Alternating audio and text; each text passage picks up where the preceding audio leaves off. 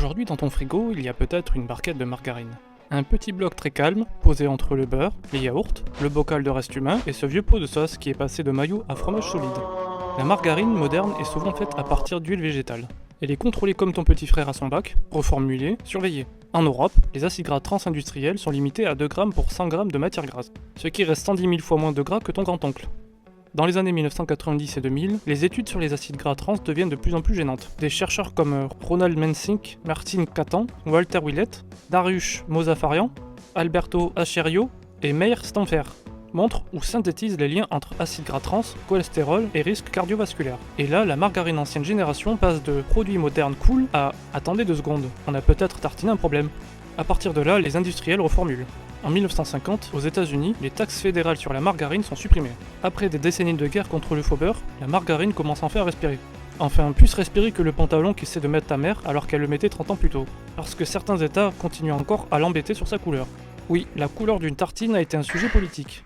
Dans les années 1940 et 1950, la margarine profite aussi des pénuries et des changements alimentaires. Pendant la Seconde Guerre mondiale, le beurre est rationné dans plusieurs pays. Les graisses animales sont précieuses. La margarine devient une alternative pratique, moins chère, plus industrielle. En remontant encore, la margarine devient un énorme business européen. En 1930, Margarine Unie, qui rassemble de grandes familles industrielles de la margarine, notamment Jurgens et Vandenberg, fusionne avec Lever Brothers, l'entreprise britannique de savon, pour former Unilever. Oui, un géant mondial né en partie d'un mariage entre la margarine et le savon. Un mariage moins surprenant que Tante Yvette et Tonton Stéphane, ces gens bizarres. L'humanité résumée en une entreprise. D'abord on tartine, ensuite on se lave les mains. Mais elle garde une réputation compliquée, surtout à cause du XXe siècle. À cette époque, les huiles hydrogénées deviennent très importantes dans l'industrie alimentaire.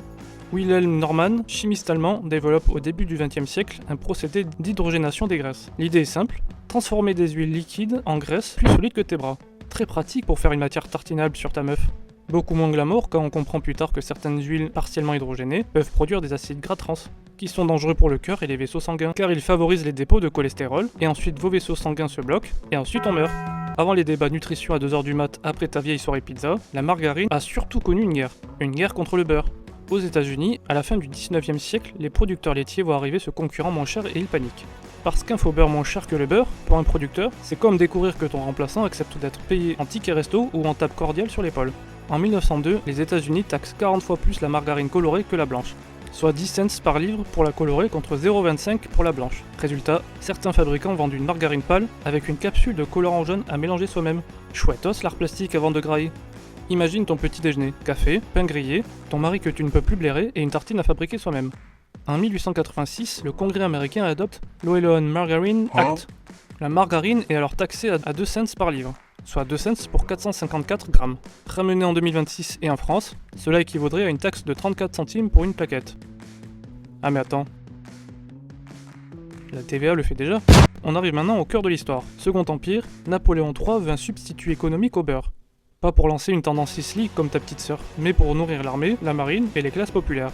C'est là qu'intervient Hippolyte Mège Mouriès, chimiste et pharmacien français. Le genre de type qui regarde du feed bœuf et se dit « Je vais me le foutre au cul ». Non plutôt « Je peux sûrement transformer ça en petit déjeuner ». Pensée dangereuse, mais historiquement décisive.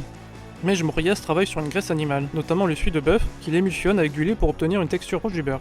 Y en a qui ont des passions cuisine palpitantes. Le 15 juillet 1869, Mège Mouriès dépose un brevet pour son produit, l'Oléo margarine. Et le mot margarine, lui, vient d'encore plus loin. Au début du 19e, le chimiste français Michel-Eugène Chevreul travaille sur les corps gras. Il identifie une substance qu'il nomme acide margarique, d'après un mot grec lié à la perle, à cause de son aspect nacré. Au final, la margarine, c'est l'histoire d'un produit qui part des laboratoires de Chevreul, passe par Napoléon III et Mège Mouriès, industrialisé par Jürgen, Vandenberg et Ipkin, tout ça pour finir dans ton frigo. Alors la prochaine fois que tu sors ta margarine, tu pourras penser à la TVA,